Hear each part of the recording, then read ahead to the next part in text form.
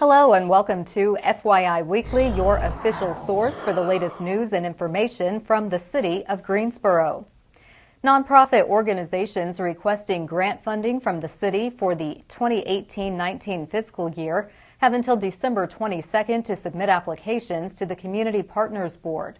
In the current fiscal year, 18 nonprofits were awarded approximately $1 million. The Budget and Evaluation Department will host a kickoff session to explain the funding process. The meeting will take place at 10 a.m. on Thursday, November 9th in the Plaza Level Conference Room in the Melvin Municipal Office Building, located at 300 West Washington Street. The department will also host a technical workshop for organizations that need assistance completing the application. That will take place at 11 a.m. on Tuesday, December 5th in the Plaza Level Conference Room. To qualify for funding, an organization must be a federal 501c3 that is in current active status with the North Carolina Secretary of State and must attach the most recent IRS 990 form with the application. After funding requests are vetted by the Community Partners Board, City Council members will determine which nonprofits are funded when they adopt the 2018-19 budget in June of 2018. To download an application or to read more about the grant requirements, please visit the city's website at greensboro-nc.gov/communitypartners.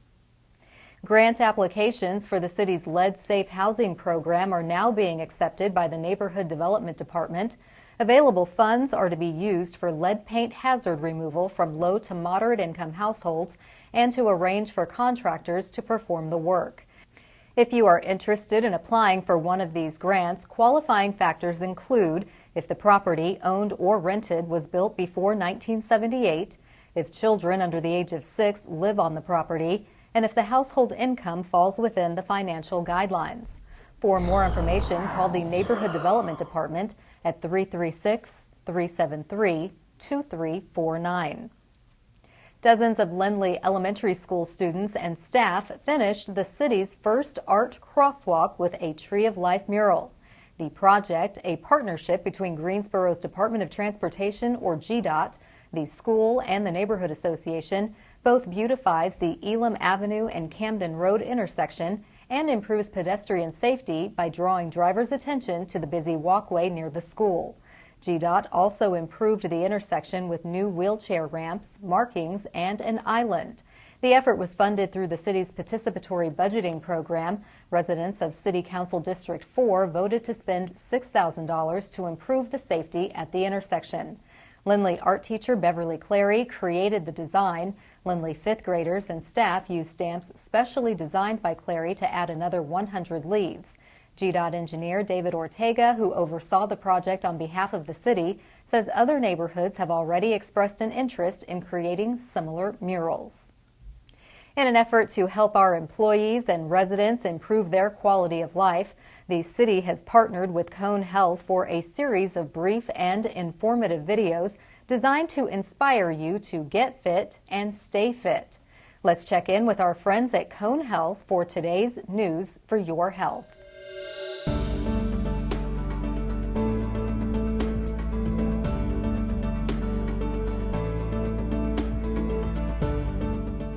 Hi, my name is Dr. Kate Tabori, and I'm with LeBauer Primary Care at MedCenter High Point, and today we're going to talk about ways to prevent the cold and flu. So why don't you join me? So frequently we get asked, what is the difference between a cold and the flu? They're both viral illnesses, however, a cold is the less severe of the two, typically with a runny nose, maybe a sore throat, some cough and congestion, whereas the flu is on the more severe end of the spectrum, typically with fevers, severe body aches, and you can tell exactly the time when your flu started because it's a sudden onset. So other important information you need heading into the cold and flu season to keep your family and yourself healthy are how to prevent getting colds and flus. So the most important thing you and your family can do is get the flu shot. That means everyone over 6 years old and who doesn't have a contraindication, and I mean allergy, should be getting the flu shot. Sorry, that's you. Other things you need to do are hand washing, good old-fashioned soap and water. They recommend doing it for 20 seconds or as long as it takes to sing happy birthday. I'll spare you. But it is important because that effectively kills the virus. The other things you can certainly do are making sure you are getting plenty of sleep because that keeps your immune system healthy, lots of fruits and vegetables, plenty of water, and regular exercise is also a good boost to the immune system.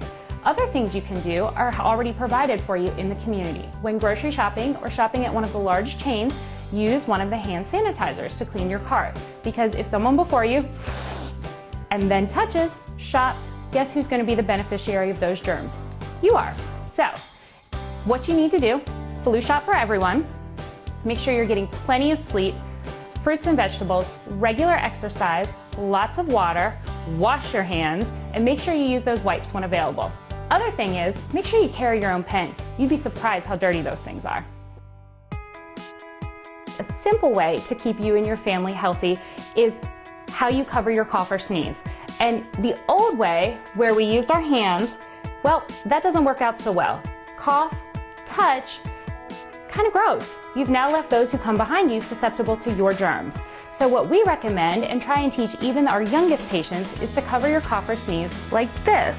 That way, your hand is still clean and free to touch doorknobs, pens, counters, or cabinets without getting those behind you sick. Typically, the next question we hear is, well, if I know it's a cold or I know it's the flu, when do I go and see my doctor? The answer to that question is, if you have the cold, we recommend that you stay home and treat supportively with over-the-counter measures such as cough syrups, decongestants, and maybe pain relievers such as Tylenol or ibuprofen.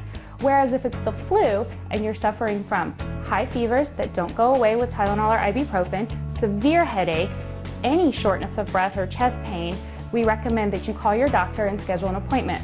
The other people who need an appointment to be seen are those people who fall under the category of chronic medical conditions, or the very young, under 2, or the older people in the community. Thanks for joining me today. Hopefully, I've given you and your family some good information to keep you healthy this winter. Remember, get those flu shots, wash your hands, and hopefully I'll see you and your family somewhere other than the doctor's office. I'm Dr. Kate Tabori, and for more information, go to conehealth.com. Don't miss your opportunity to cast a ballot for the projects being considered for participatory budgeting. We'll have that story and more news coming up after the break. Stay with us.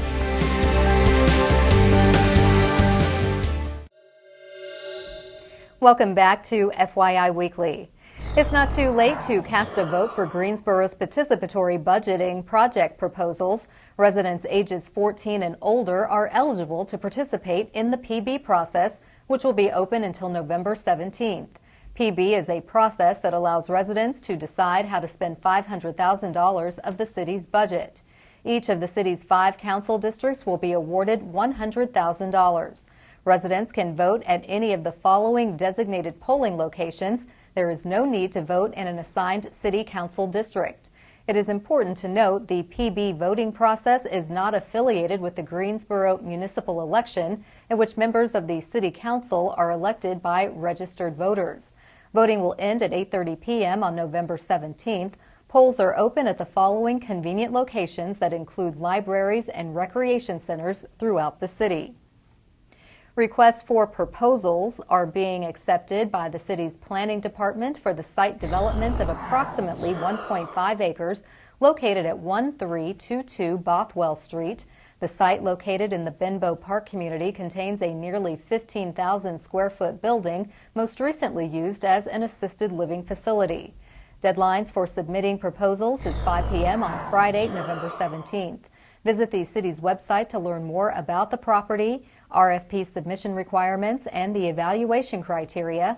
Questions about the project or the RFP process can be directed to Hart Crane in the city's planning department. Send an email to hart.crane@greensboro-nc.gov.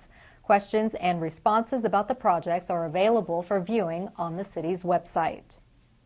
The Taylor Turner Hatchery Pond at Lake Higgins Park will be open for public viewing of the annual trout stocking on Wednesday, November 15th.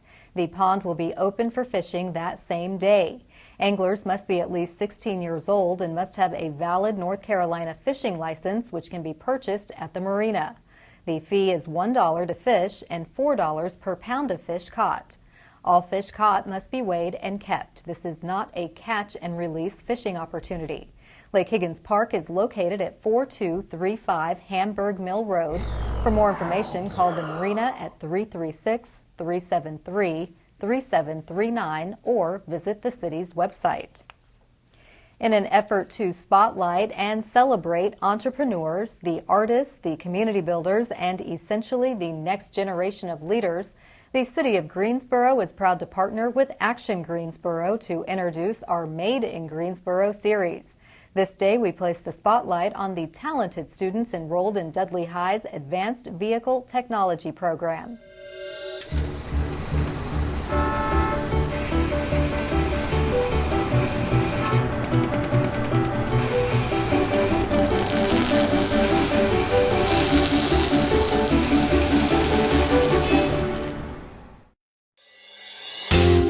Dudley High School students have big dreams, and the Advanced Vehicle Technology Team, or AVT, is helping them learn the skills to get them there.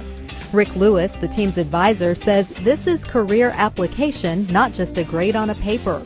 Dudley High School students compete against 1,500 students from universities and high schools from around the world in the Shell Eco Marathon, a competition that requires students to design, build, test, and drive ultra-energy efficient vehicles. 16 students from the Dudley AVT team will travel to Detroit to test the 3 cars they have been building all year. Dudley's AVT team is learning how to use cutting-edge technology as well as soft skills they can apply to their future careers, such as problem-solving and collaboration. The goal is for these kids to be thinkers, doers, and innovators.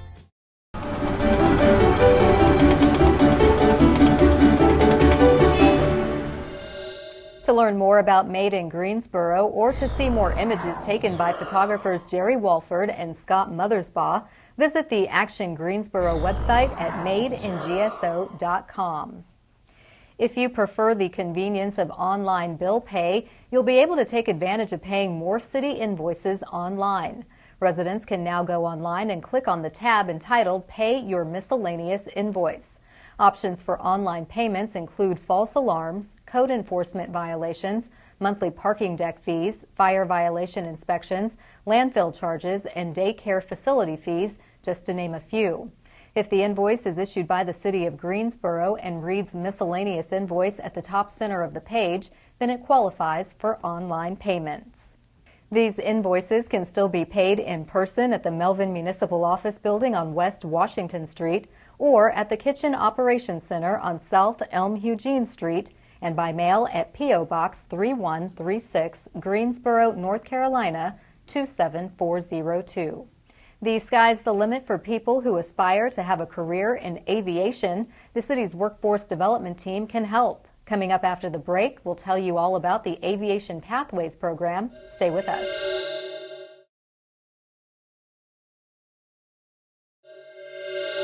Welcome back to FYI Weekly. The opportunity to gain access to a career in aviation is as simple as getting on the pathway created to help job seekers make a seamless transition. Joining me now to tell us about the Certified Career Pathways program is Melissa Smith. She oversees business services with the city's Workforce Development Department. Hello, Melissa. Welcome to the show. Hi, thank you.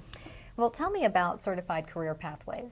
Certified Career Pathways are seamless systems of education and workforce that allows our workers to be prepared to meet our employer needs. So in any facet of a person's life, whether they be a student or a dislocated worker or a veteran, we're able to create that pipeline for them to be able to receive those skills and the training needed to receive employment. Okay, and that's a really great component when you're talking about the workforce and some of the different changes that are going on.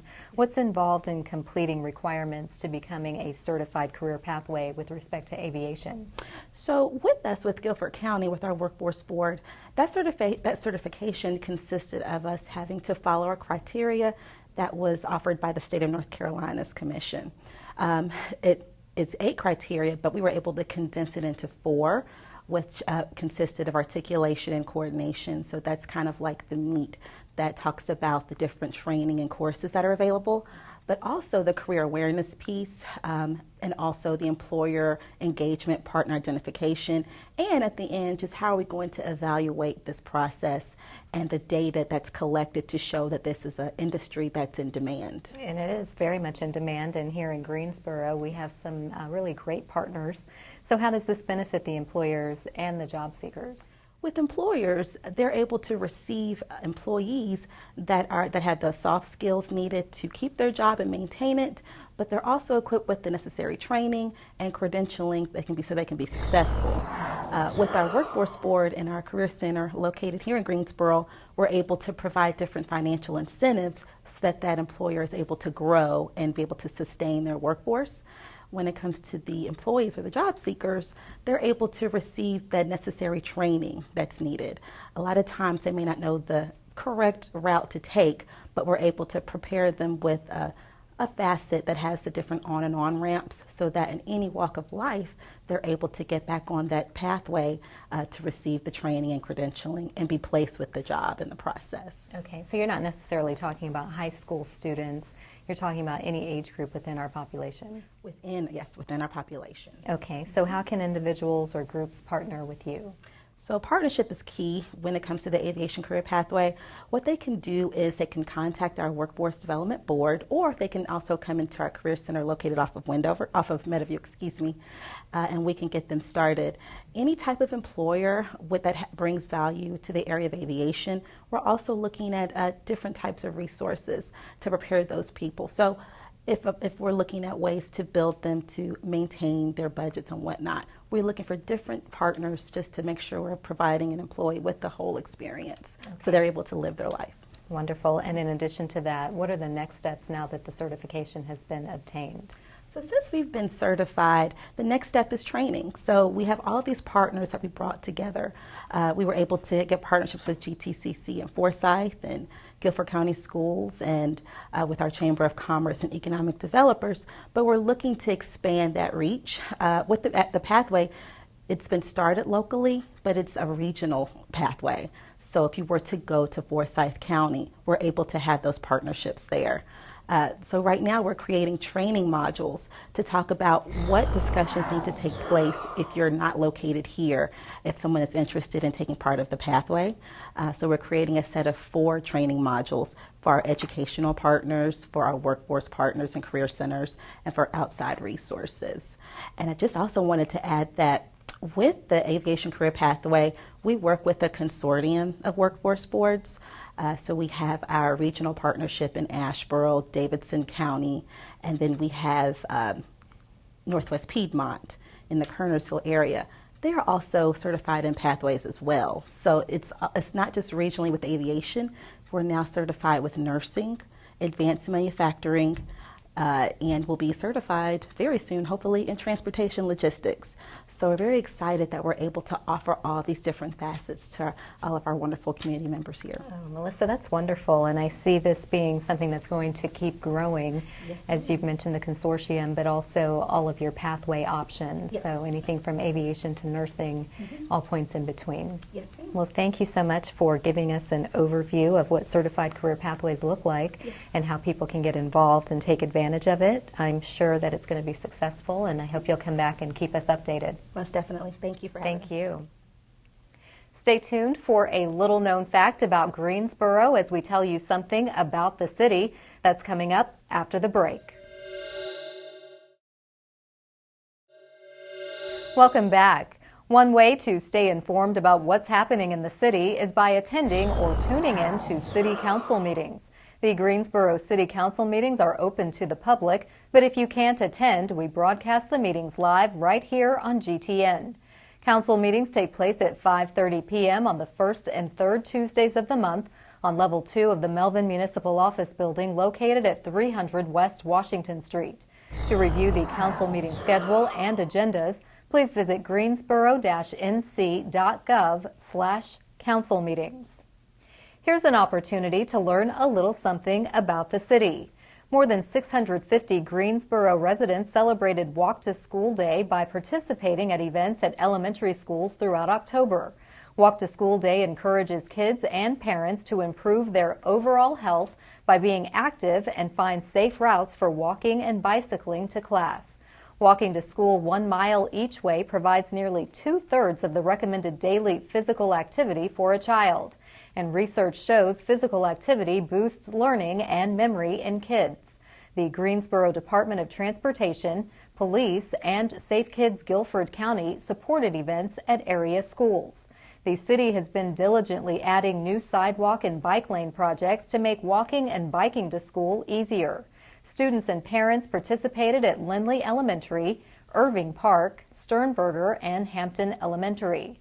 Nearly half of all American students walked to school back in 1969. That figure dropped to 13% by 2009 when families drove 30 billion miles and made 6.5 billion vehicle trips to take their children to and from schools, representing 10 to 14% of traffic on the roads during the morning commute. Coming up after the break, we'll showcase our City Department Spotlight. But first, be prepared to mark your calendar for all the great events being featured this week on the town.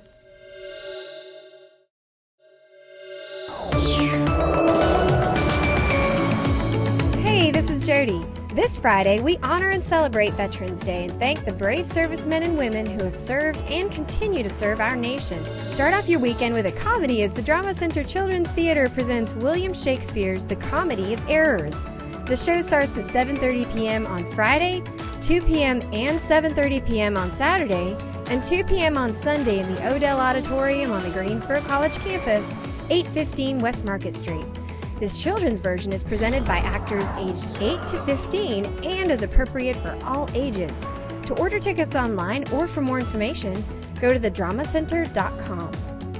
Calling all pottery lovers! This Saturday, head over to the annual Fall Pottery Festival from 10 a.m. to 4 p.m. at the Leonard Recreation Center, 634 Ballinger Road. More than 50 regional potters will showcase their work at this biannual event hosted by Potters of the Piedmont.